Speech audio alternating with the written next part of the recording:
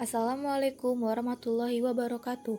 Saya Isya Akila dari 10 MIPA 1 akan menjelaskan apa itu teks eksposisi.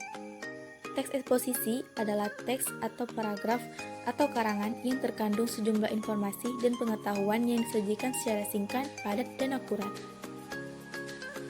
Tujuan teks eksposisi adalah untuk menjelaskan informasi tertentu supaya dapat menambah ilmu pengetahuan pembaca, sehingga dengan membaca teks eksposisi, maka pembaca akan mendapatkan pengetahuan secara rinci dan suatu hal atau kejadian.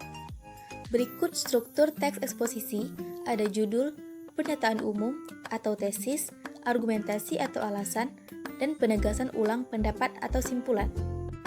Dan berikut ciri-ciri teks eksposisi, ada singkat dan padat, gaya informasi yang mengajak, dan bersifat netral dan objektif, penyampaian teksnya secara lugas dan menggunakan bahasa yang baku, menjelaskan informasi-informasi pengetahuan, tidak memihak berarti tidak memaksakan kemauan dari penulis terhadap pembacanya, umumnya menjawab pertanyaan apa, siapa, kapan, di mana, mengapa, dan bagaimana, penjelasannya disertai data-data yang akurat, dan fakta digunakan sebagai alat konkretasi dan kontribusi.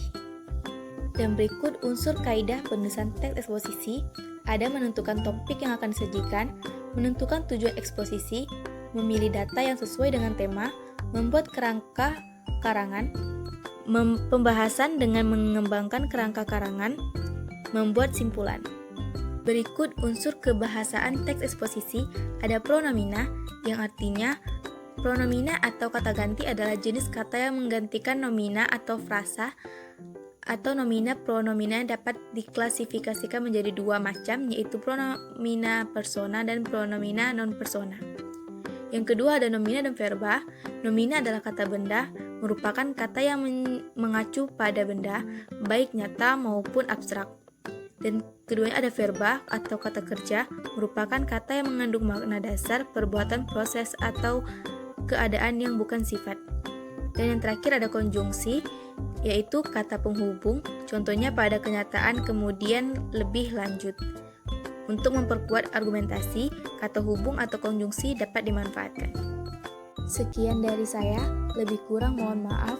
Wassalamualaikum warahmatullahi wabarakatuh. Something about me's taking you higher, and you